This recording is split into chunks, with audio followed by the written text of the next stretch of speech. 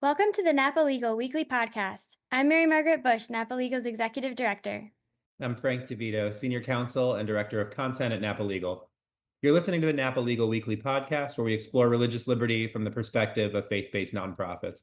Now, we have some fascinating cases and some really big stuff to cover this week. But we do want to take a minute, I think, just because this is such a momentous thing. Obviously, we're Catholics. This is a Catholic organization, and this is the first podcast episode where we have a new pope. So we as an organization, I think we as individuals try not to get into the politics of, Vatican watching and Loggia whispering and all of that. But we just want to say that, Pope Leo XIV is now the Pope. The seat is no longer vacant. It's a huge time in a, momentous era in the church and in the world. And so we just ask all of our listeners to join us in praying fervently and constantly for the new Holy Father.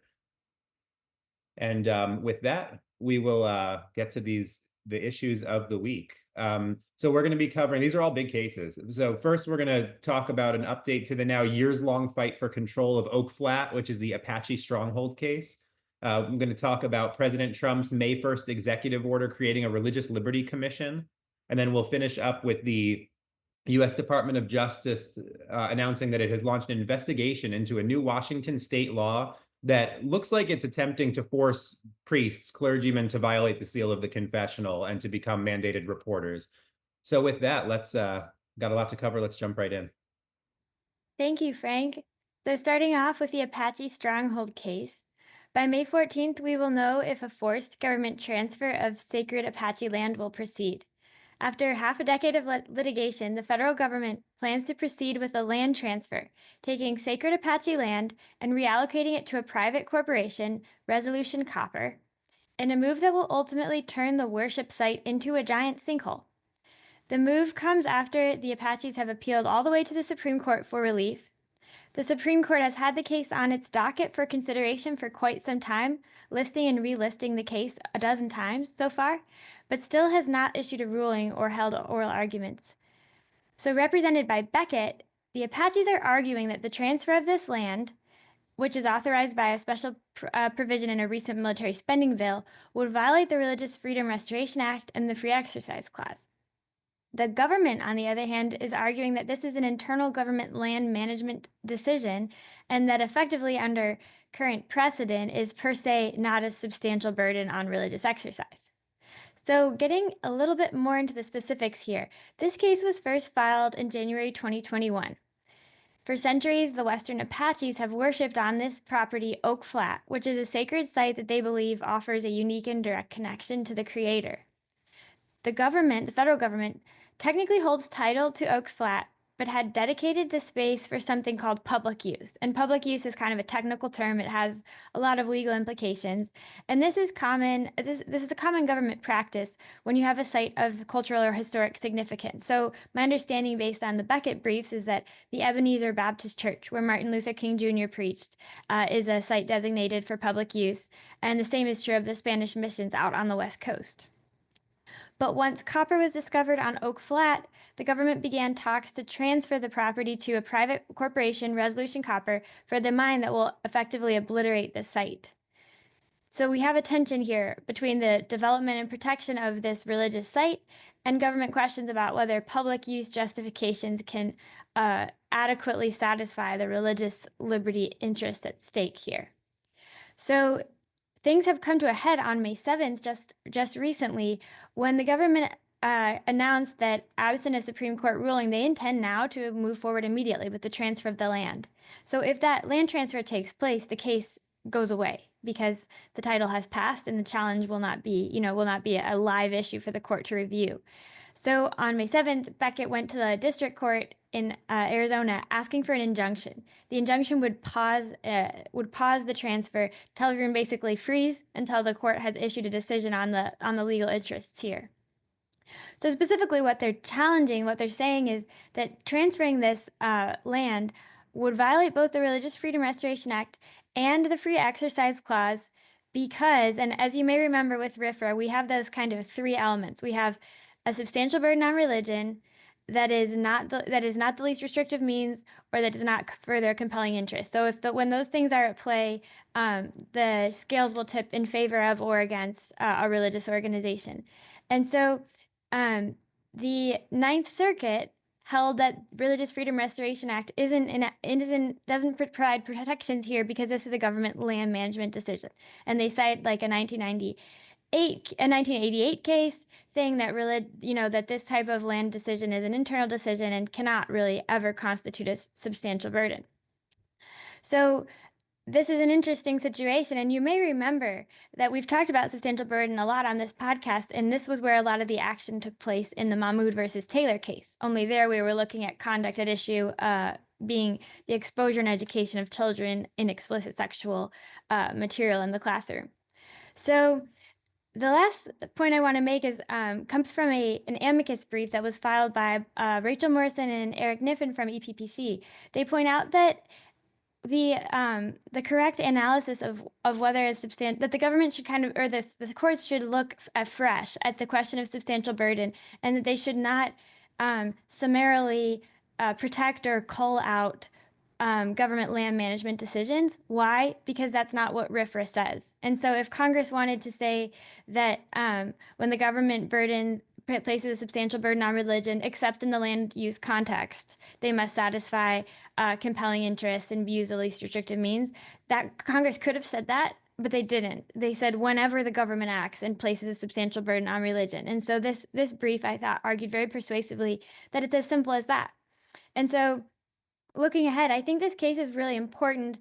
It's obviously important for the Apaches, for their freedom to worship, but it also has some very broad implications for the protection of religious freedom, especially for faith communities like the Native American tribes whose religious practices are tied to specific geographic location, specific land. And if the Ninth Circuit decision stands, in other words, if the Supreme Court doesn't step in here, we'll have a precedent on the books that really does weaken RFRA, particularly in cases involving government land management, which I think could eventually be kind of argued, how does this affect other internal affairs, and could really abrogate the true protections that RFRA was intended to provide. And so, yes, this is a really important case at a really important time, very important, I think, to furthering our understanding of the Religious Freedom Restoration Act and clarifying that there are no implied carve-outs. The act says what it says. So this is an important case. And Frank, I would love to hear your thoughts on this. As we mentioned in our internal group chat, this is the first time we've covered the Apache Stronghold case on the podcast. So there's a lot to talk about, both in fact and kind of from a legal perspective. Yeah, you really hit the main like religious liberty issues, and anybody who really wants to take a deep dive into the RFRA argument and why it's persuasive, I agree. Eric and Rachel's amicus, that's an awesome place to start. I just wanted to point out a couple of like small legal details, and also maybe just kind of some optics here, because I think there's a lot here that just looks really bad, and you can see that. And if you look at the Beckett write-up of this, overwhelmingly public polling supports Apache Stronghold keeping this site, which I think makes sense because, first of all, correct me if I'm wrong, Mary Margaret, but it's complicated. It's not actually eminent domain because it was owned by the government already, right? This is government land, but it was on the National Register of like historic sites, right? I think for a long time. That's right. Yes. So that's the first thing, right? This is federal protected land. So again, it's not as clean as an eminent domain case, but it's interesting because the government for decades has said this should be protected, right? It's a sacred site, but it's also just on a secular level, a historical place. And then all of a sudden to not only to allow it to be mined, but for one, to slip in that change of ownership to a mining company in like a must-pass defense spending bill, right? It was like kind of one of these little riders that it was going to pass because the main bill had to pass. So it was sneaky, not a good optics look. And then further, if I remember correctly, the mining company is Chinese owned, right? I'm almost positive that that's the case. I think that's also in the Beckett brief. I'm just going to fact check myself. Yeah, Chinese-owned mining company that plans to turn the site into a massive mining crater. So again, like especially with tensions with China, with the fact that this was a historic site that was also used for religious worship, and then to give it to a Chinese mining company. I mean, it kind of sounds like it sounds like one of these good versus evil fights that like in the movie Avatar, right? Where it's like the greedy people are trying to come and mine like what was this like revered, beautiful native site and natural place of beauty and worship. And I don't know. It's just it just the optics are really bad. And I'm curious how that affects. Obviously, we have the First Amendment and the RFRA questions, which will really carry the day and how the court decides this. But I mean, in the court of public opinion, it just doesn't look good at all. So I think I'll leave it there, just because I think those things are worth understanding as the backdrop as this all plays out. All right. Well, we'll move on to issue 2 then. So the Religious Liberty Commission has been established to advise the president and the federal government. And this is a really interesting one. We kind of knew this was coming. I believe when President Trump spoke at the National Prayer Breakfast early on in the administration, he announced that this Religious Liberty Commission was coming. But on May 1st, the president issued an executive order which actually establishes the Religious Liberty Commission. So there's a lot to go over here. I think it's really relevant because, for one, religious liberty issues have been front and center, especially at the state level, right? We've been covering parents' bills of rights. We've been covering laws attempting to ban like certain forms of Christian counseling. There's a lot going on. There have been a lot of attempts to completely seal off the ability of religious organizations to hire according to religious identity, right? Even eliminating co-religionist hiring exemptions at the state level. So it's a hot topic. There's a lot going on. And then we highlighted maybe 3 weeks ago now, right? The governor of Oklahoma did something I think kind of similar, right? He signed that executive order saying, we're going to start studying all the ways in which I think that state laws or regulations or practices are violating the First Amendment and Supreme Court precedent and violating religious liberty. So I think in a way, that's what's going on here at the federal level. Lot to cover. I'm going to read some sections from the executive order because I think the writing is actually really good. And I kind of want to play around in the background and find out who's writing, especially the religious liberty stuff in the Trump administration right now, because it's so good. So first, the executive order lays out the general vision, right? The policy vision and the kind of historical backdrop on why this is important. I'm going to read here. So the quote, "It shall be the policy of the executive branch to vigorously enforce the historic and robust protections for religious liberty enshrined in federal law. The founders envisioned a nation in which religious voices and views are integral to a vibrant public square and human flourishing, and in which religious people and institutions are free to practice their faith without fear of discrimination or hostility from the government." Now, I think that's not like an operative, that's kind of like a preface, but I think it's important for one, at least it strikes me for one reason. I'd be curious to hear your thoughts, Mary Margaret, before we move on, because I think laying out your case at the beginning here is real important. So yes, the second part of what he covers is like the typical religious liberty thing, right? Religious people and institutions should be free to practice their faith without fear of discrimination or hostility, right? Because of pluralism and what have you. But the first part I think is really interesting and gets to something we've been talking about in recent weeks. The founders envisioned a nation in which religious voices and views are integral to a vibrant public square and human flourishing. This isn't just a relativism thing of like religious people should be free to do what they're going to do because freedom, right? And I don't mean to be flippant because obviously that's important, but he's actually this executive order is articulating a positive vision that the founders understood that religious discourse is necessary to the political discourse and to human flourishing in general. And I think it's really important that an executive order on religious liberty is not just kind of deferring to the pluralism liberty argument, but is actually talking about the positive value that religion has to have for the nation to thrive. So before I move into some of the nuts and bolts, do you have anything on like the general framing of this, Mary Margaret? Yes, Frank, I just echo what you observed about the structure and especially about the sort of preamble there. I think occasionally you'll see like, in the past, we've maybe seen some boilerplate preambles. That's not the case with this administration. Each of these preambles really firmly grounds the action in history and in like the big picture vision for how this is going to make America better. And it often these reading them often reminds me of both the Federalist Papers and just the founding documents in general. The way that they set them out, it's beautifully drafted and really well structured, I think.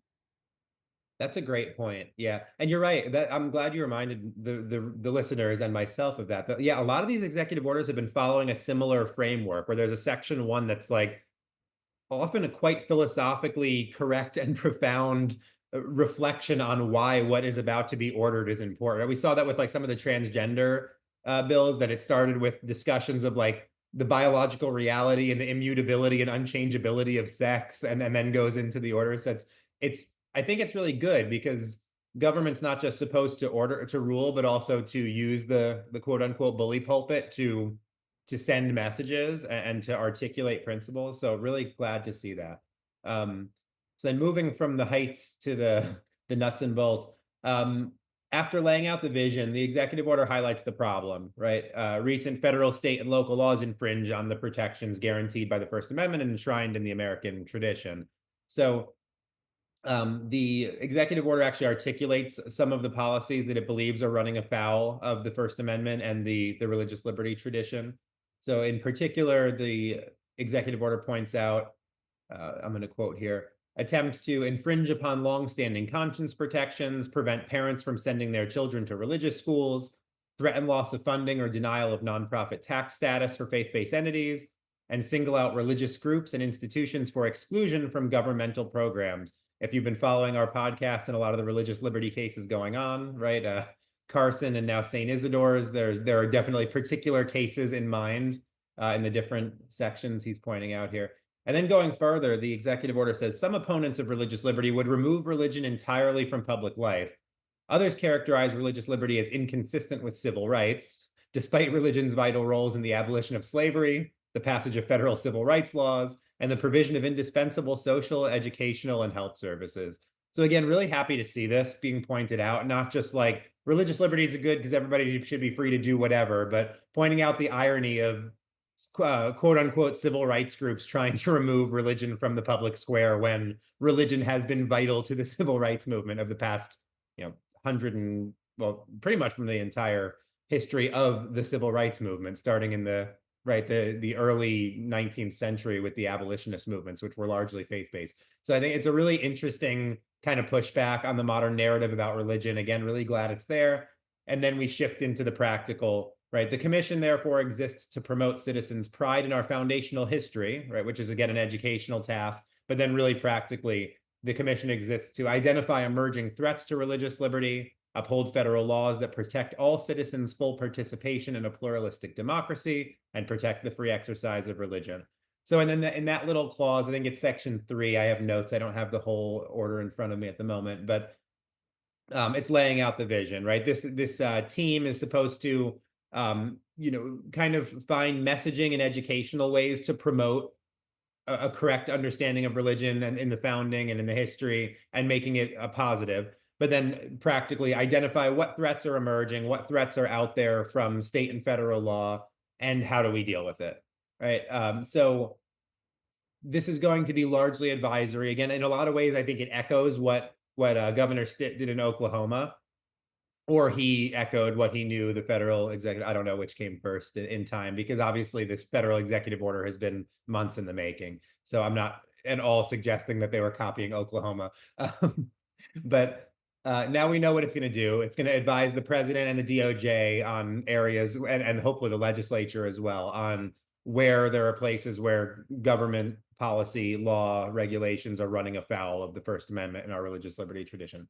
So I don't want to spend too much time in the nuts and bolts, but I mostly pointed out the areas of focus. If anyone's interested in going farther in depth, there's like a full paragraph in the executive order where they lay out what particular areas of focus they want to be protecting and honing in on. Everything from the First Amendment rights of pastors and religious leaders to parents' rights vis-a-vis schools, students, and so on. So there's a lot there. There are like probably 12 to 15 areas where the president has clearly said he wants this commission to focus. So the last thing I want to talk about briefly here is the membership and the structure of the commission, because I think it's really interesting, and the way that it's structured really matters and tells you a lot about how the president likes to operate, but also what we can expect to see from this commission. So the executive order allows the appointment of up to 14 members. think there are three that are ex officio: the Attorney General, the Secretary of Housing and Urban Development, and the Assistant to the President for Domestic Policy are ex officio members, which is interesting in itself. And then you have the rest of the members who were appointed. I think that was early. Well, by the time you're listening to this, it'll be about a week and a half ago. So it's just a fascinating mix. And again, if you watch how President Trump has operated, the way he appoints people, the way he like who he values, what kind of expertise he likes, it looks eclectic, but it makes perfect sense to me. So you have the Lieutenant Governor of Texas, Dan Patrick, is the chair. That makes sense. He's a big public conservative entity. He was important in some big stuff in the Texas Senate, right? Abolishing DEI practices in Texas universities, placing "In God We Trust" in the Texas Senate, adding "Under God" to the state's Pledge of Allegiance. So some of these big cultural religious liberty issues, that makes sense. Dr. Ben Carson is the vice chair, which is interesting. And again, he's a Christian figure who's been in the public eye for a long time. That makes sense. But then among the core people, you have this really interesting mix. You have like real religious liberty, deep scholars and activists, right? Ryan T. Anderson, who's the president of the Ethics and Public Policy Center. Allison Ho, who's a partner at Gibson Dunn and has established herself as like a big time appellate lawyer, has been in federal courts, Supreme Court cases, really powerful legal mind there. You have Eric Metaxas, who's like a big popular speaker, writer, radio host on a lot of these issues. You have Kelly Shackelford, who's the president of First Liberty. There are a couple, and then there are several other clergy members, leaders there, Franklin Graham, Cardinal Dolan, Bishop Barron, Rabbi Soloveitchik, Paula White, who's the pastor who I think the president made clear was going to be involved with this from the beginning. Then you have like Dr. Phil, right? And Carrie Prejean Bowler, who's like big, TV author, big personalities. But again, this makes sense. This is exactly what you would expect from a Trump appointment here. You have the real deep scholars, you have the people who it affects on the grounds, the religious leaders, the clergymen, and then you have some really popular people with a big voice on TV, on radio, on podcasts, and so on, which I guess I'll kind of just end it there and pass it over. I've gone on for a while here, but I think it's an interesting choice, and I think it's one that makes sense because then you get both. You get the people who are going to do really deep dives. I mean, obviously we're partial to Ryan Anderson, who's a friend of ours at EPPC, and then you have like the big people who are going to get eyes and ears on what this commission is doing, and then you have the more political people who will have the ability to really lean on state and government, state and federal government officials to make the changes that they're advocating for here. So I know I'm repeating myself. It looks eclectic. I think it's actually a pretty smart strategy to have this kind of mix of people. I'll be really interested to see what the commission comes up with especially in their first year here. They have until the 4th of July, 2026 for their initial term. So be interesting to see what they come up with. Now I have gone on at length. So Mary Margaret, I would love to hear what you think about this whole executive order. Yes, Frank, I think you put your finger on something really impressive about the commission, which is its composition. Structurally, it seems just brilliant. And I think, really signals that this is a commission that isn't just going to kind of write a white paper that is filed away somewhere, but this is really going to be um, bringing to bear kind of every area of American life to speak into this. So the people on the front lines, the people who have strong voices, the people who have deep expertise, and then forming this team of strengths to bring religious liberty and a right understanding of religion's role and contributions into accordance with the truth and with our history. So it's really impressive. And I hope, as you kind of alluded to, I hope that a commission like this becomes a tradition. I think President Trump has shown real leadership here, going out to find and solve problems rather than passively waiting for religious freedom violations to work their way through the court system and work out when they work out. This is so proactive and so thoughtful. And I particularly appreciate the attention given to federal and state collaboration and leadership here among the other kind of coalitions that are are intrinsic to the structure, since after all, the same First Amendment applies to both tiers of government. And so to see them proactively and kind of weaving that into the structure of the commission itself is extremely impressive, extremely inspiring. And I hope that a commission like this becomes the gold standard for presidential administrations moving forward.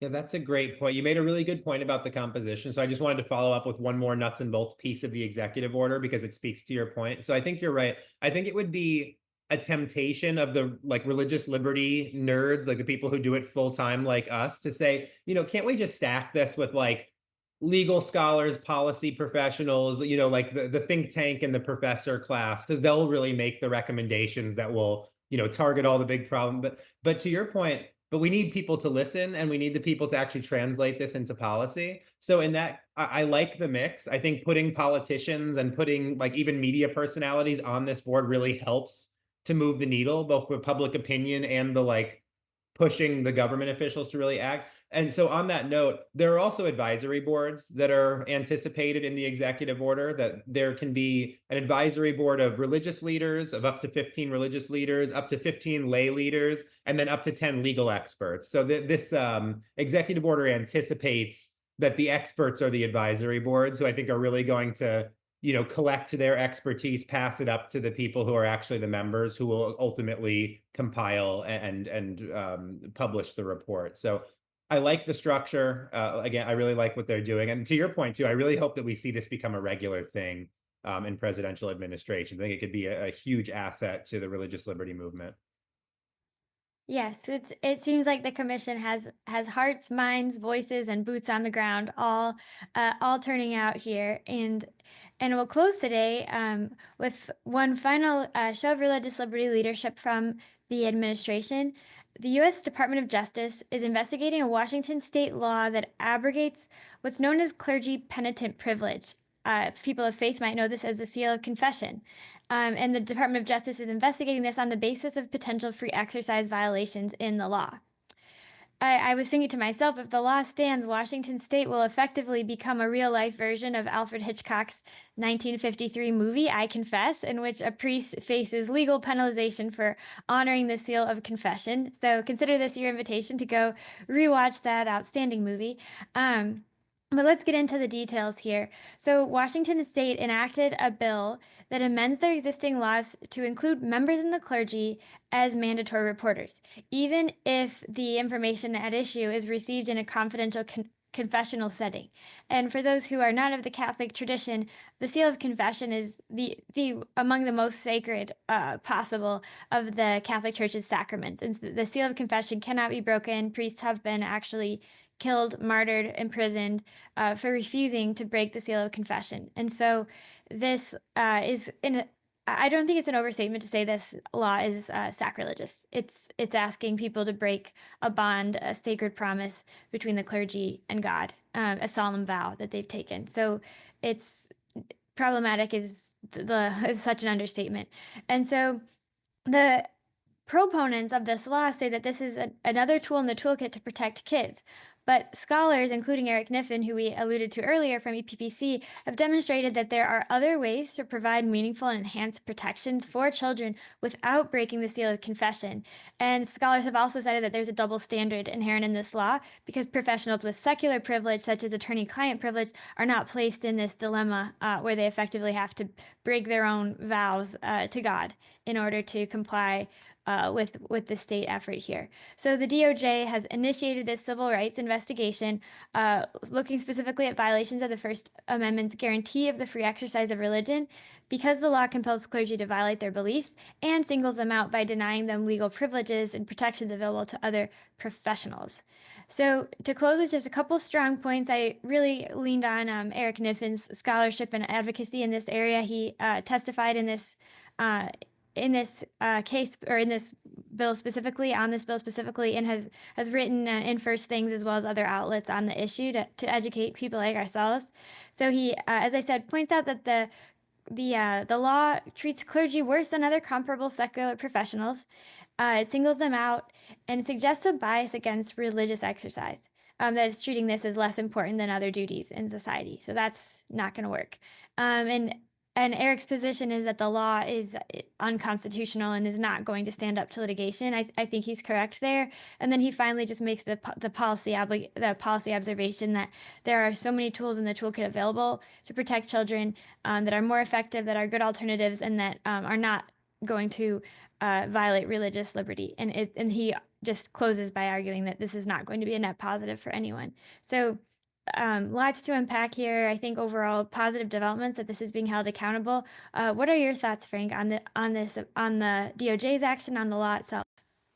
Yeah, a couple of things. I'll try to be brief. So for one, I think it's worth repeating because you pointed out how boldly like anti-religious this law is. I just want to read what they added to the statute because I find it so shocking, as did Eric Kniffen in his remarks to the National Catholic Register. And if anybody's interested, that piece was published on May 6th at the Register, and it's worth reading. There's some great quotes from Eric Kniffen and from the bishop out there in Washington. It's worth reading in full. But the statute itself is now amended to say, right, so it has this carve out for privileged communications that they're not subject to mandated reporter laws.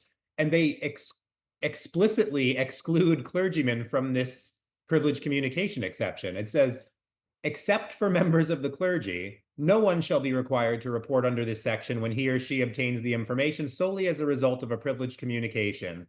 And to me, again, it's just shocking because what this statute is doing is saying we realize that there's a place for privileged communication, right? Where people can go and speak in confidence because, right, therapists, nurses, there are times when people need to discuss even horrible criminal things, right? And so the law is explicitly acknowledging this and providing a carve out, but for some reason, members of the clergy are exempted. So you might have to go talk to a therapist. So you might have to go talk to a nurse about a terrible thing you may have done or witnessed, but you can't go talk to a clergyman. Like I think Eric is absolutely right. This is such a blatant violation of the First Amendment. This is like where scrutiny is at its highest, where on its face, you're singling out religion and removing protections, but allowing those protections in every other secular case. So I think it's quite offensive. And I think, again, it's likely to be struck down under the First Amendment.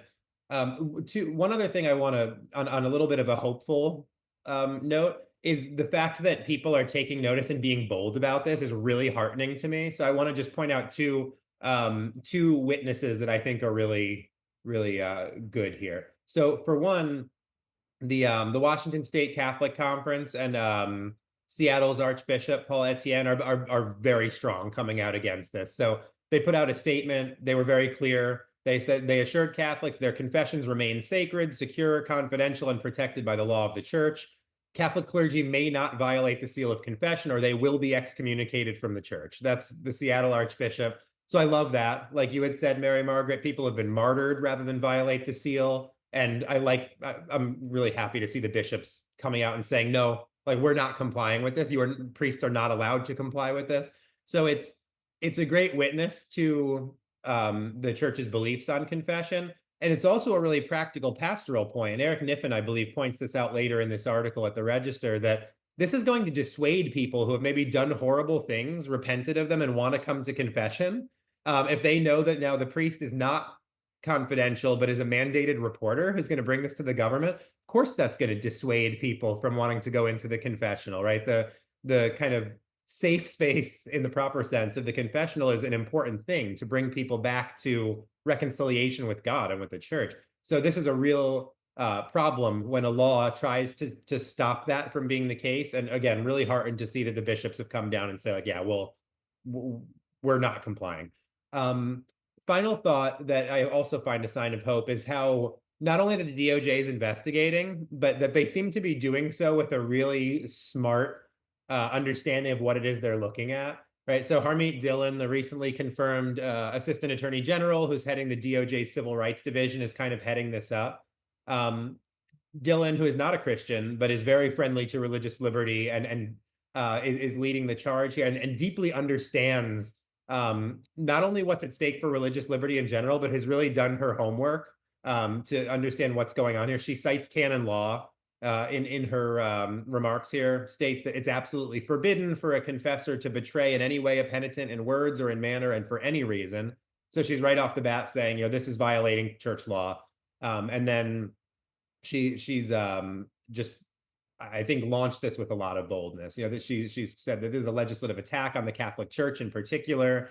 So they're going all in. So again, I won't go on and on here, but I think it's really disturbing. I'm kind of glad that the law was passed so poorly that I think it's just ripe to be struck down. I don't think it's going to stand. But to see both the bishops and the DOJ stand up against this so boldly and so intelligently is a real sign of hope for me. All right. Well, on that note, thank you for joining us for this episode of the Napa Legal Podcast. If you enjoy the content we've been putting out, we would appreciate it if you like the podcast and subscribe to our channel on YouTube, Spotify, or wherever you are listening. We hope you'll join us next week as we continue to highlight and discuss some of the most important ongoing legal issues that affect religious liberty and the work of faith-based nonprofit organizations.